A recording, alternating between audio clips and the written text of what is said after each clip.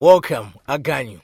This is Wa Ganyu podcast, where we sit, discuss and analyze hot issues on the local and international sport arena. But this week we are focusing on the local arena, especially football. And we are looking at the TNM Super League title race and relegation battles, as well as the appointment of Patrick Mabedi as Flames head coach for the next 2 years. Komano, kodi Mabedi atitengera kumene tikuyembekezako komanso what's happening in the TNM Super League. Let's start because I have with me BK as well as MK in the studio. We are starting with the TNM Super League title race. Bullets are now 3 points clear at the top of the table. The $1 million question is, do you see Bullets winning the league? I'll start with you, BK. Yeah, I think the chances are quite high because they have a lot of games to play. They have at least 6 games to play. Despite that, the title race now, it's between them and the Mighty Mukuru Wanderers. But Mighty Mukuru Wanderers, they have 4 games remaining. Now, if you do the mathematical part, of course, these 2 games, I think these 2 teams, they will still meet. But mathematical part, if you look at it, I think Bullets have a numerical advantage over Mighty Mukuru Wanderers. But then, I think in Zimbabwe pala timatero, in Zimbabwe pala zofunika zonena kuti makagreta ambe kugwira ntchito kuti kodi chikadzachitika chakulu chichitika bwanji, because Bullets ili ndi magemu amene ikumenya pa khomo ndi awiri. Against Wanderers sunganeneletu, against Silver Strikers sunganeneletu, ndi akuyenda akupita mpanaso karonga akakomaindi karonga ayi anadzechinya kuna 2-0 komabe panali munthu wankulu ufuna kunkoka ndi tuzovala choka kumene kucha akuwina apite kubalaka of course pena akuti amasankhala kubalaka chifukwa kuti surface atili bwino koma akakomandi Red Lions ili ntchito yovuta kwambiri fona onso afuna apulumuke ku ng'anjo kupati kupulumuka kwa iwo akakumana ndi nsilikali nzawo Moyali naisonse Moyali zake zavuta zathina moti akungofuna adzale nkhadzi kuti maliwa tikaliti tione nkhope liti, so pali nkhondo pamene pacha kuchoka pamene pacha nayonso Red Lions ifuna zoti kamwina akamabwera Bullets udzankhazike pansi.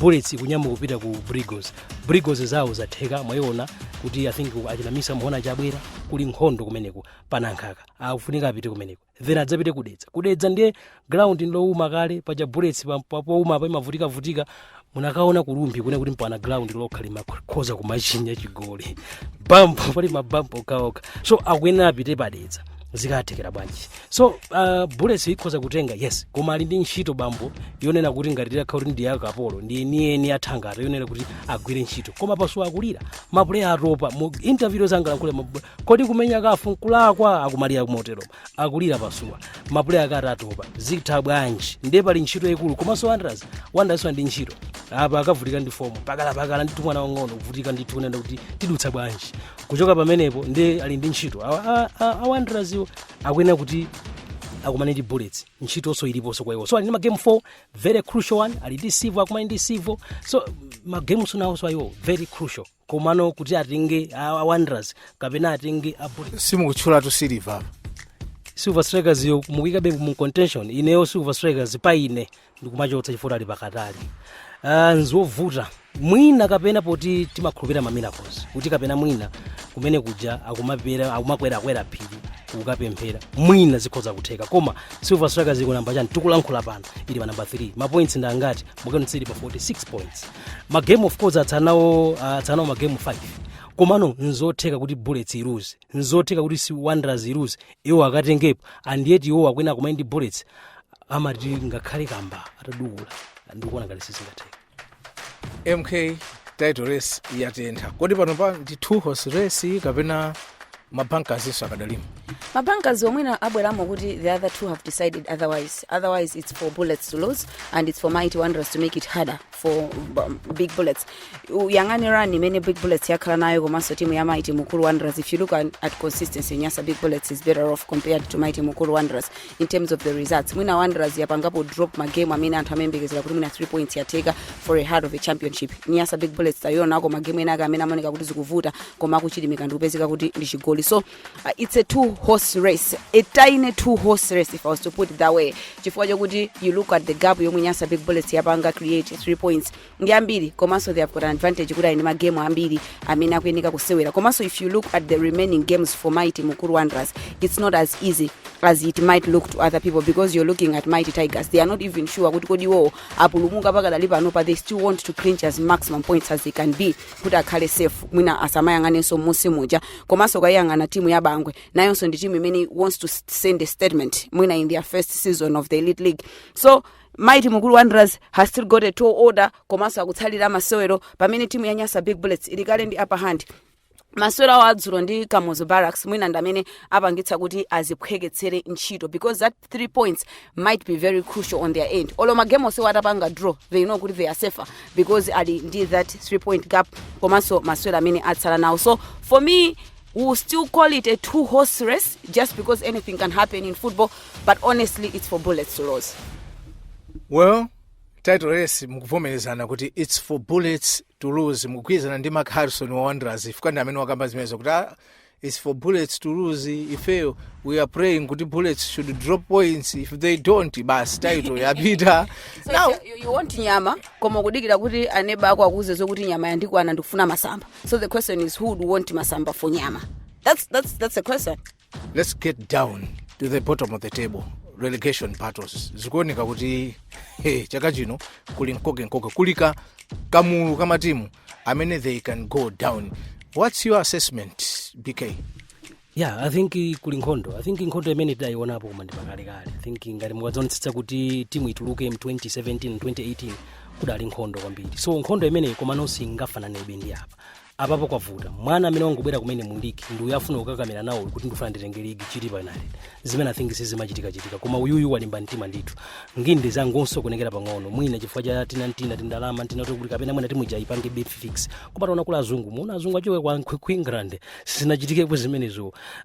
Kuchoka ku England ati kubwera kudzaonera Chitipa. So wongobwera kumene ndi uyu tsopano akulimbirira nyumba ya musitikali kuti no ndilo wamo utuluke ndiwe nigone mu nyumba kupatuka apo mwamona Bangwe yes kuti munabe komano Bangwe uja wapita amene yese zingatheke ivunena kuti samoja ngatuluke mwina ngati poti kuli Joseph Kamwendo amene anali ambassador wa Mazembe mwina kapena akoza kukhala ndika lenient view kapena kamakumana ndi bambu wake Wanderers koma ikhala nkhondo yovuta ifoti zimene mamenya fomu ndi zimene mamenya Bangwe ababa ndizosiyana fomu ija ndi ana yes komano ndi zimene mamenyera Bangwe ikati yakwiya padzakhala nkhondo pamene pajapo. So pali ntchito yakulu yonena kuti kapena Bangwe ijayo kuti ngatuluke sizingatheke zimenezo. Now kuchoka pamene popo ndiye kuti amene wangobwera kumene mu league amene zake zatsimikizika kunena kuti nkhope taona changotsala nchoti kuti tinyamuka nthawi yanji kupita ku manda chifone kuti adzukulu uthenga apereka kunena kuti manda takumba ndi ushu extreme amene extremely wankumbira pansi 9 feet down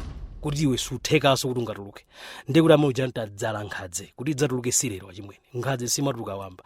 Now uja ndiye kuti wapita kwake kapande tasesa kuti zatizavuta komano poti apezeka awiri pamene pakuvuta chifonena kuti muyangane Moyale ili kugulu komweko muyangane Red Lions ili kugulu komweko muyangane Sivo ili kugulu komweko mabe Sivo ili ndi advantage for magame awo ndambiri komanso yo popanga draw ndi Chitipa apusha authamukira cha maletu cha 12. Now mukangana no Red Lions onena kuti iwo adakali pansi pamwamba pa extreme ya mukangana za Red Lions ali pa baraka akumana ndi kwendeni akakumana ndi kwendeni akuyidikirira Bullets popo kena akampamena adzinyamu kupita ku asitikala amati kaningina Lions of Kaningina Moyale Barracks amene zawo sizi kuti iwo mwina sadamba tulukapo mu league mwina sanamba tulukapo menemo koma ulendo uno kwavuta kwambiri ndiye pamene pachikakhala ngati nkhani yokambirana asitikali kuti inu Red Lions ndi Moyale Barracks tisankhenda nkhani yongokambirana mwina ya nyumba kuti I think iwe tapita koma otherwise kumene kuchende kwaphulika mabomba iniyeni sosatira masewera mukamakamba kandi kuguda AK47 zikabuula uku cholinga choti kapena mwina aka 7 kuchoka pamene popo pamene sona yeye akakhazonenda kuti kapena Red Lions akati wamenya magame awo Wanderers bullets rather yofuna league pamene wafuna kupulumuka nzovuta akakumana ndi Moyale ufuna zonena kuti ife tipulumuke nafe zilifuati tipulumuke pamene bajama tikufasarani kuti sawa pakola zikavuta kumene so kumbali ya relegation kwaipa kumene sikudambi kwaipiratu ngati lero kuti kapena ufiti akulodzana pansi apo kuti mwina uyasadzuke bwino kuleya wawo cholinga kuti mwina afiti kadutsepo MK, what's your take? Relegation battles 2023 TNM Super League. Who is going down? It will be an interesting battle because the fire is not only up there. Mina kuntunda koso moto wazisira paka dalipa numetu kambira kuti sifonyasa big ballers to lose. Koma ukayangana kumusiku, it's very interesting because out of the 4 teams that are at threat, muna tikambe atatu. Chifukwa choti muna extreme rudzaka lekuti atuluka. Koma if you're talking about Red Lions, Moyale Barracks, Igwenden Hammers, Civil Service United, all these 3 are meeting in the quest to survive in the elite league. Also akumana Igwenden Hammers iweneka iendele team ya Red Lions na ikagamira team ya Extreme FC kuti nafa kwano sitting offense pano they managed to clean the maximum points. Mukayangana team ya Red Lions mena makambira BK kunena kuti kuyeneka ipite kurumbi ikakumana ndi team ya Moyale Barracks zimene zipereke interesting affair yonena kuti kodi ndi ndana amene apange survive. Ukayangana team ya Moyale Barracks tikuyikambirana pano pakuti ili ku relegation zone simply because they failed to just understand the rules anapanga feud player amene sameneka kupanga play because ana court player amojayi sana mpange feud anali ni 3 points kulodzana tunena pasipa matimu akulodzana iwe akuzo zoti muli makada atatu choka mulowetsera ndi chani ndikuti nkukulodza kungokhanga ndi maso mujopanga changu changulu basi ngoti iwe okalowa ndifuna kuti pansipa kuli kulodzana ndio kayangana nkhondo ichi komano another interesting factor pamatimu 4 amene tikwakambira nawa ndi timu mwina ya Civil Service United imene imakwanitsa kuchinya zigoli because that's another critical factor imene tikuyenga tiyanganire. Timu ya Civil Service United among the 4 teams is the high scoring team yapanga scores zigoli zokwana 23 compared to the other teams. Ndikuyangana timu imene ikuyeneka igwire ntchito isazone kuti mwina ifeyo sizi kuti kukhudza kwambiri ya Igwendeni Hammers sitikuyikambirana koma if anything should happen kuti Moyale Barracks kapena Red Lions chifukwa chimene akulimbira mtima nyamata ukaningina akumatsindika kunena ku talk to us by the end of the 3 games we are going nowhere akulimbira mtima patipo Igwendeni Hammers ikweneka izifuse mafunso kuti kodi ifeyo tili patipo. Their run in 2023 has been shambolic compared to 2022 season. Ndi team imene 2022 season I don't know kuti remember the move of their tactician Edson Gadenge might have an effect mwina pa team ya Igwendeni Hammers koma their performance hasn't been to that part. Ndi timu yomwe tinapanga pajana sinthaso osewera ambiri anachoka. There have been issues about finances koma nimaisho koma ndi timu yomwe inapereka hope zili ngati imene yapangira timu ya Chitipa United, timu ya Bango United ikamabwera next season we're expecting a lot from them. That's not has been the case with Igwendeni United Hammers kunoti sikula lero tikikambirana kuti it's among the teams chifukwa nkhondo ya relegation iku ngakhale tikumapereka Somali chifukwa timu ya Red Lions if I was to tell you amanena kuti fence Somali wathu otsiriza tikhoma tikagonja ndi Extreme anatenga 3 points ayibacha kwa hiyo acha akuti ni moralo nena kuti soldiers never die. So we have got 2 soldiers who say they will never die and then you've got a civilian in Igwendeni Hammers. Kodi Civil Service United ikagula ndani chifukwa panopa ikusewera mudzina la epak kulibe akazikavuta akagula ndani andi kungonjezera pamene popo Igwendeni yono nkhondo yavuta ndiye kuti mali game amene atsala nawo Red Lions uyu safuna kufa monga wakamba kuti soldiers never die. Then Silver Strikers they are fighting for the league afuna atawine now. Then Civil yoti also they are running away from this fire down there and mwina the only team yoti mwina akakumana nayo yonena kuti mwina ko moto wawo mavuto wawo ngosiyana ndi akwathu chifukwa kwathu togona ndi njala koma iwo kudya kukhala kudya nkhala kungodyera masamba dedza of course ikuvutika yes koma they know kunena kuti awa mwina apumuka kale nde which means ma points amene akangwapeza mwina kosavuta komanso panda zolinga ndadedzawo koma Red Lions ngozi Silver ngozi Civil ngozi yokhayoka. Ndi Wa Ganyu podcast where you get the real analysis of issues happening on the ground. You have talked about the TNM Super League, who has got high chances of winning and who is close to saying goodbye kukadzalankazi. All these discussed by Wa Ganyu. If you want to join the program through sponsorship, we are all here. Contact our page, the most popular sports page in Malaumuno. The only reliable. We proudly said it. The only reliable. If you want to get the real stuff, also matamanga ni mami, matamanga ndi zeni. The only page that confirms because tikamati confirming ngati timayankha ndichipowa. He said mafanda yangu ndi Wa Ganyu to confirm. So that's the only page that confirms, and that's the only page that brought ka test kawo kuti apwetekana kuti siti kutsimikizira matimu mena kupwetekana tikupanga confirm. Ndiye pano Wa Ganyu so akupanga confirm kuti for the next 2 years Flames have a coach, Patrick Mabedi. Anagwira ntchito yotamandika 8 games kungogonja mu open play masewero awiri, atatu draw, atatu kupambana. Pano famu yanena kuti olonjezedwa yenda ameneyo palibenso zodikirira mpaka na white smoke watuluka sabata imeneyi. Ndiye komano nkhani ili pa ma target akuti inuyo 2025 Africa Cup of Nations kosafa semi-final, World Cup mudzamaliza chapa namba 2. Tanthauza kuti Flames akufuna ndithu atazapita ku 2026 wina World Cup kuti zizatheke chifukwa ngasi owina mu group automatic qualification, wapa namba 2 azasewera mungati ka tournament kuti asapeze opitako. Fuso nkumati wolonjezedwa ayo Mabedi mungakambepo zotani? Tiyambe ndi PK.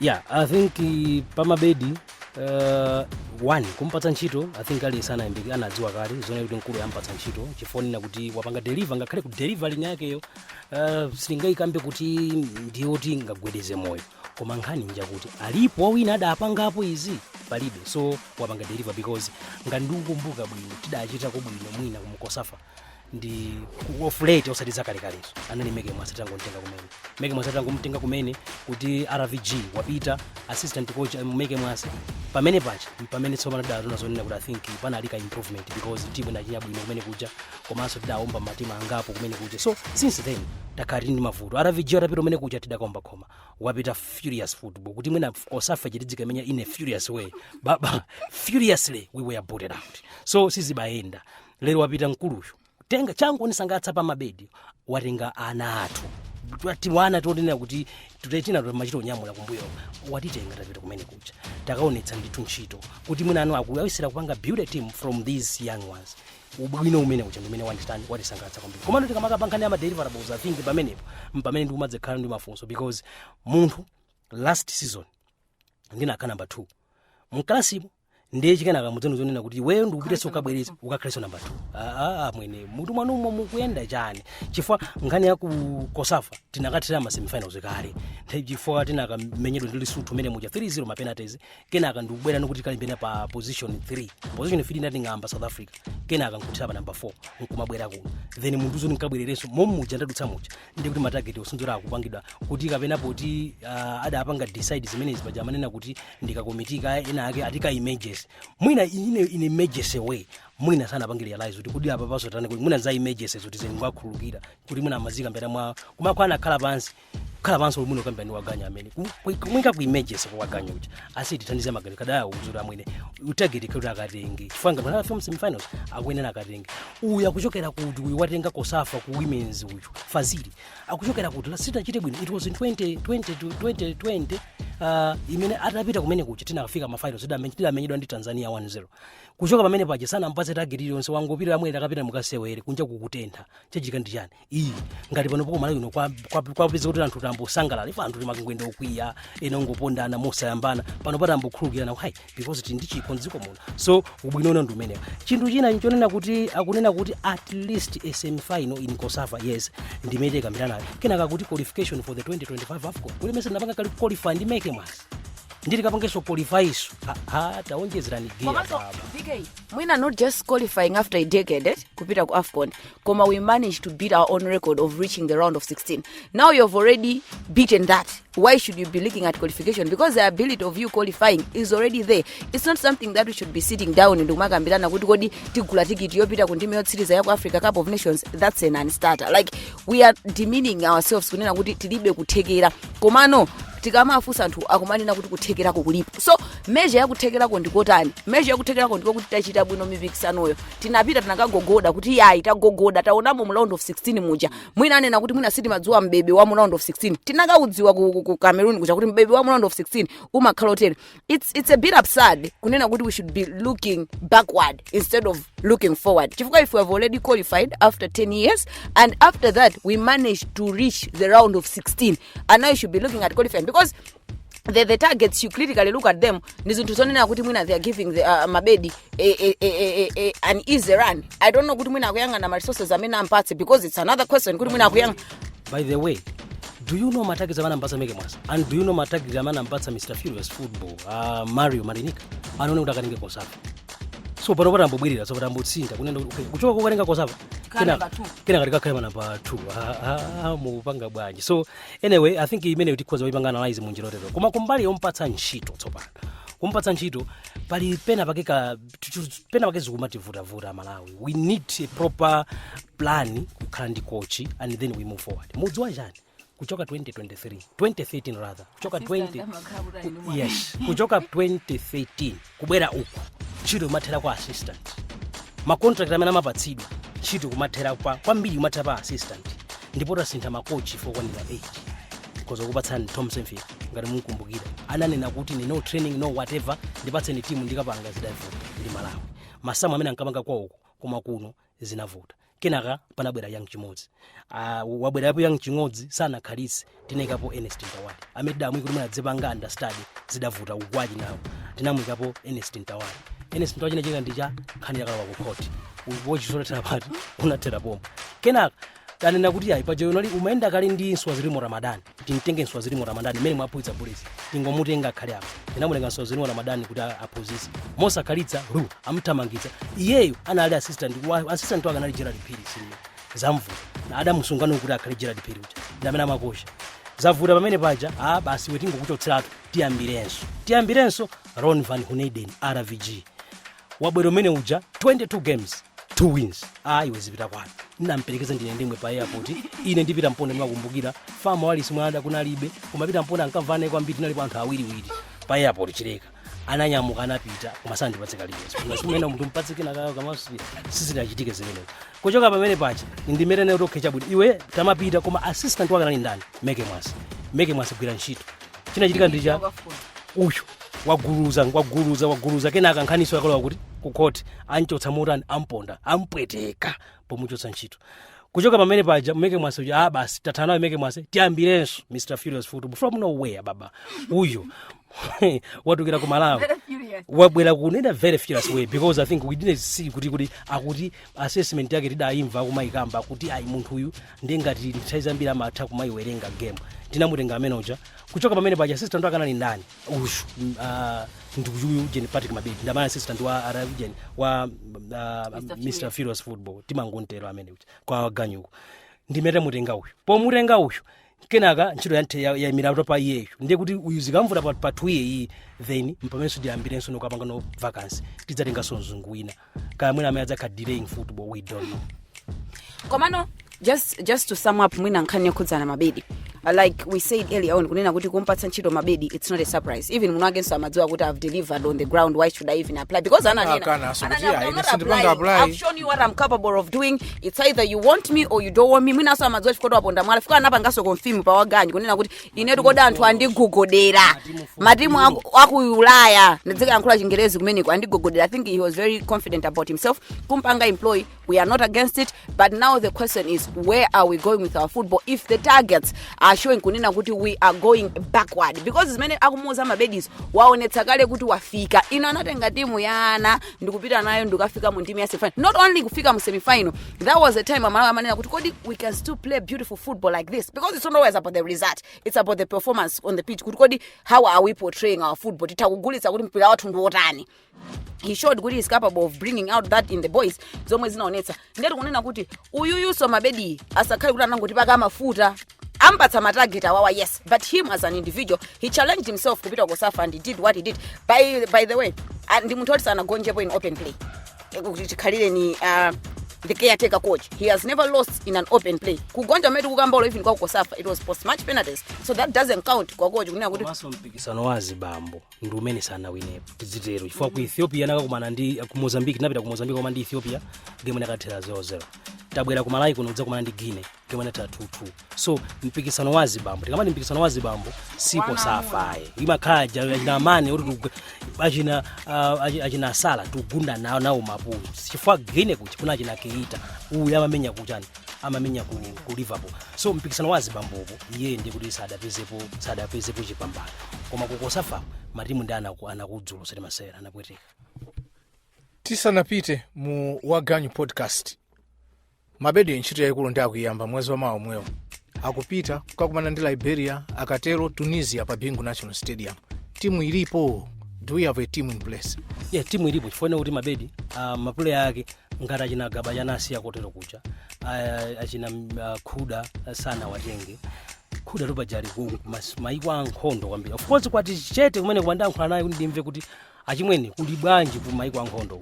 Yeah, so timu yo ilipo chango tsancho nangopanga improvise. For league ndi atentha kale iyi. Angufuna ngopanga improvise atenge maplayer awiri atatu. Koma vuto nakuti anena kali zoti ndalama ndingati kulibana nena arafamu nena kuti ndalama ndingati zikulibe tufuna tikogodebe kutiko kuboma ako kuti muna atipatse ndalama so muna chingovula nchoti muna timu ipange prepare chifukwa nthawi zambiri Malawi imapanga prepare akakhala kuti kubwera game koma kuti maplayer akhale ready imakhala ngozi. Ndi nthawi nena kuti mwina zomwe amampatsa nthawi yomwe anali caretaker zicha zipitire pamene pachi. You remember in a dead rubber match Mabedi was given 2 weeks kuti akhale ni maplayer and matimu ena mpikisano yao ina ima kaniso imene titozeka ambaso tsiku lina koma he was given that freedom. We want that rebuilding exercise. The truth of the matter is zomwe anayamba panga instill because my player also do azunguzidwa ngulitu chifukwa achoka ku very fast furious football kena kwa uzidwa okhazikika pasuja kena kono aone kuti apanga motani so he needs time and that should even go to the supporters because now the question is we are a nation that has been starved results for a longer time. Timafika noponena kuti kugogoda pofuna malizatsi pamene kuchirodzwa kuti mchilungamo kuti apapa tolomina kulita chitika malizatsi ndovuta so he will need time komanso yeyo he should show kunena kuti he is in charge because if he start listening to people azingoisintha timu ichi wina akamangozuka siku lina lake kuti wazuka bwino mu ligi muja ndikuyaka amene anthu akuwa amene abwere but does he have what he takes mu system imene yakupanga instill he has to make sure that that is known from the onset kunena kuti it's not about kuti wazuka lero bwino anachalira game yake ndikaonetse maplayer amachalira kuti ndikakumana ndo akuti kubwera anthu ambirimbiri hype game ndikaonetse asakhale kuti he's just wavering about koma timu ali nayo backbone ali nayo anani naso munake kuti ndili nayo timu yabwino imene mwina ndipange build. I think kumpatsa 2 years ationetse kuti atipanga zotani Jen.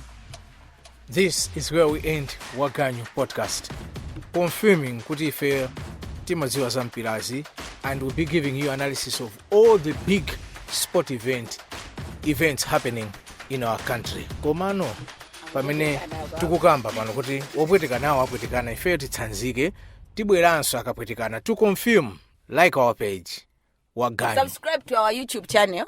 Follow us in every social media platform. We are there kunena kuti tipange confirm. Ife timadana zoti muzithamanga ndi nkhamba kamwa. We want you to go with the confirmations. Ababa tingonena kuti komatu awa apwetekana.